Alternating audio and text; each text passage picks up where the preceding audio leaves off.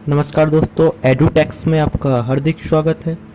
आज हम बुक का रिव्यू करेंगे। उसका नाम है भूगोल एक समग्र अध्ययन। ये किसने लिखी? ये है महेश बर्णवाल की किताब। आपने सुना होगा कि पीसीएस के लिए काफ़ी ही महत्वपूर्ण किताब मानी जाती है। इससे लोग कहते हैं कि इससे आगे पीसीएस की ज्योग्राफी नहीं जाती है।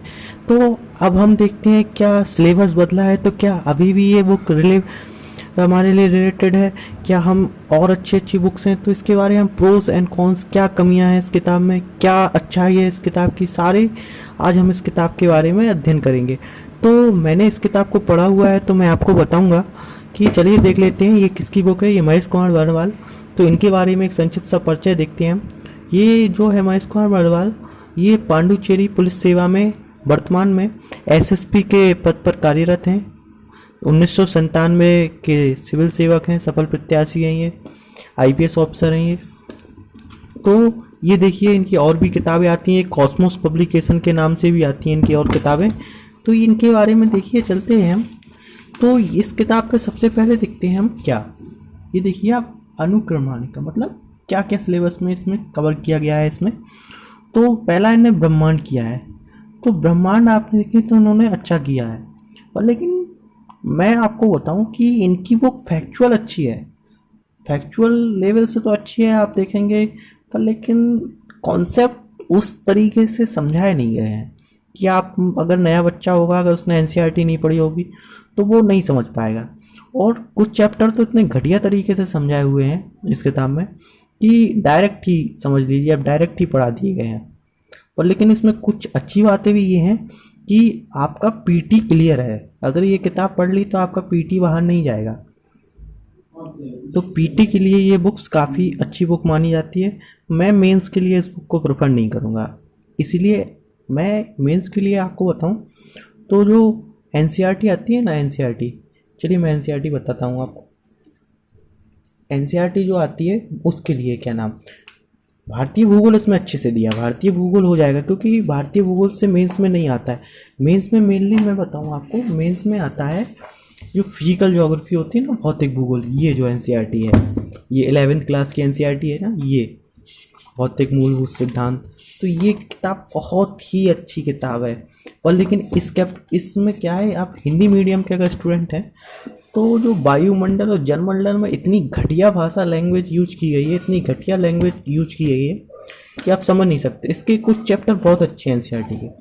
हमें क्या है, अगर आप हो सके तो कुछ, जैसे मैं आपको यूट्यूब पर टीचर के नाम बताऊं, जैसे एक मधुकर कोटवे सर हैं, तो उन्होंने जो वायुमंडल और जलमंडल को इतने अच्छे से डिस्क्राइब किया है कि रट जाएगा आपको विद मेंस लेवल का। कुछ चीज़ें जैसे कॉपिन का सिद्धांत ये अपन को समझ में आएंगी ही नहीं भाई। अपन अगर हिंदी मीडियम से एनसीईआरटी में इतना समझ में ऊपर से निकल जाते हैं ये। तो ये देखते हैं इस वाले को। देखिए फिर पृथ्वी की गतियाँ, ये चैप्टर बहुत अच्छा दिया है इसमें, पृथ्वी की गतियाँ वाला। इसमें मतलब आपको बिल्कुल नॉर्मल चीज़ समझ में आ जाएगी, बहुत सिंपल तरीके से दिया। अक्षांश देशांतर भी बहुत अच्छी तरीके से डिस्क्राइब किया है इन्होंने। फिर इन्हें क्या, पृथ्वी की उत्पत्ति एवं संकल्पनाएं, ये चैप्टर भी बहुत ही अच्छे सिंपल लैंग्वेज में दिया गया है। ये कॉन्सेप्ट, इसमें आपको कहीं और बाहर से पढ़ने की ज़रूरत नहीं है। चैप्टर भूगर्भिक इतिहास बहुत अच्छे तरीके से दिया है इन्होंने, एनसीईआरटी से ज़्यादा अच्छे तरीके से मैं मानूँ तो इन्होंने ये दिया है। तो ओनली एनसीईआरटी से नहीं, ओनली महेश बर्णवाल नहीं, दोनों को अगर हम कवर करेंगे विथ यूट्यूब की हेल्प लेके तो हमें और अच्छे से समझ में आएगा।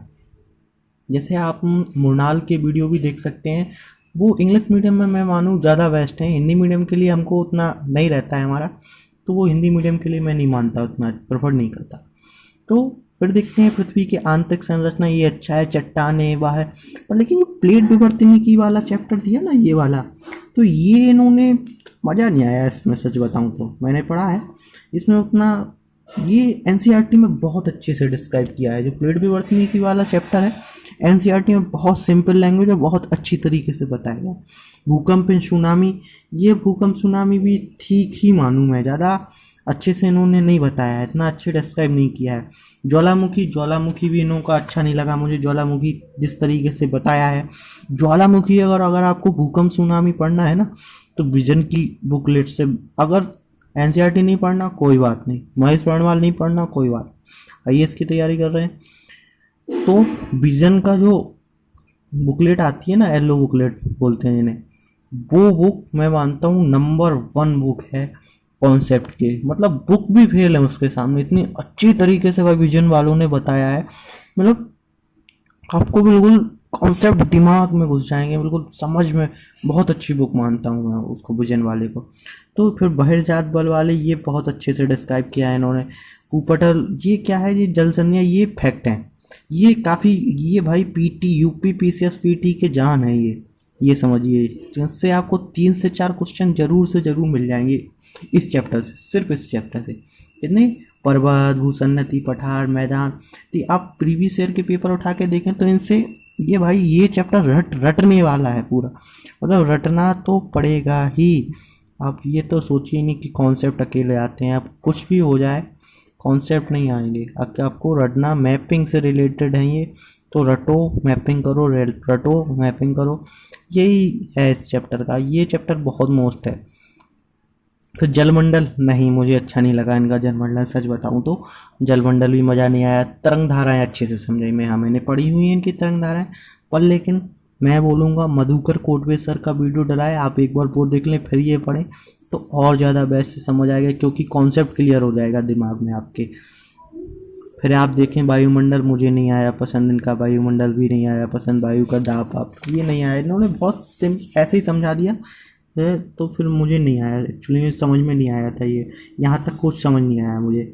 ये अच्छा दिया, जैसे जैव मिट्टियाँ वगैरह के बारे में है, ये अच्छे से दिया। चूँकि जो मिट्टियाँ हैं ना, वर्ल्ड वाली अपन को ज़्यादा नहीं पढ़नी पड़ती, मिट्टियाँ अपन को इंडियन वाली पढ़ना पड़ेगी। आप क्वेश्चन उठा के देख लिए तो इंडियन ही मिट्टियाँ पूछी गई हैं अधिकतर, देखेंगे। फिर देखेंगे हम पारिस्थितिकी तंत्र दिया है, बायोम, ये बहुत अच्छे से इन्होंने डिस्क्राइब किया है, इनका कोई तोड़ नहीं है, ठीक। और आपको एनसीईआरटी से तो अच्छा ही दिया गया। ये भाई चैप्टर, भाई ये तो चैप्टर समझ लीजिए रटना है, जान है। आपको 2 क्वेश्चन जरूर मिल जाएंगे पर्यावरण से। आपको जैसा कि पता है कि पर्यावरण जो है वो किससे, वो पर्यावरण हमारा जो है वो ज्योग्राफी के पार्ट में ही आता है। तो पर्यावरण से, इनमें से आपको मैं गारंटी देता हूँ, इनमें से आप थोड़ा करंट देख लें इनके सबका, और देख लें आप ये, तो 2 से 3 क्वेश्चन आपको मिलने हैं। फिर आर्थिक भूगोल दिया है इन्होंने। आर्थिक भूगोल क्या है, परिवर्तित होते रहता है हर साल, आपको इसमें करंट अपडेट करना पड़ेगा, तो करंट अपडेट कीजिए आप इसमें। ये क्या है, थोड़ा करंट रिलेटेड होता है आर्थिक भूगोल की, खेती बदल जाती है, काफ़ी कुछ चीज़ें बदल जाती हैं, सभी तो नहीं बदलती हैं। तो मानव भूगोल दिया, फिर आपको पता ह्यूमन ज्योग्राफी दिया, मानव की उत्पत्ति, जनसंख्या वितरण वगैरह, इनसे भी आपको पता है जनसंख्या नगरीकरण से क्वेश्चन। पर लेकिन आप देखेंगे 2019 पीसीएस में जनसंख्या नगरीकरण से उतने क्वेश्चन आए नहीं है, पर लेकिन ट्रेंड चेंज हो रहा है, वो यूपीएससी को फॉलो कर रहे हैं। यूपीएससी को फॉलो करेंगे तो यूपीएससी में कॉन्सेप्ट पूछा जाता है, तो आपको एनसीईआरटी जरूरी है। एनसीईआरटी कॉन्सेप्ट बनाएगी आपका दिमाग में। मानव भूगोल का तो उनका कोई तोड़ है नहीं, भारतीय भूगोल का तो उनका कोई तोड़ है ही नहीं। मैं बताऊँ आपको, जो फैक्चुअल वगैरह है, आप बस जो देखो क्या होता है ना भारतीय भूगोल में सिर्फ जलवायु ऐसा चैप्टर है जिसे समझना पड़ता, वो भी अगर आपने वर्ल्ड की जलवायु समझी ना तो आपको ये भी रटना नहीं पड़ेगा, सब समझ आ जाएगा। तो बस ये चैप्टर ही, ये यूट्यूब से आप या फिर विजन आईएएस से कवर कर लीजिए जलवायु, बस बाकी का बहुत अच्छे से डिस्क्राइब किया है इन्होंने। आप देखेंगे मैंने ये पढ़ी हुई है किताब।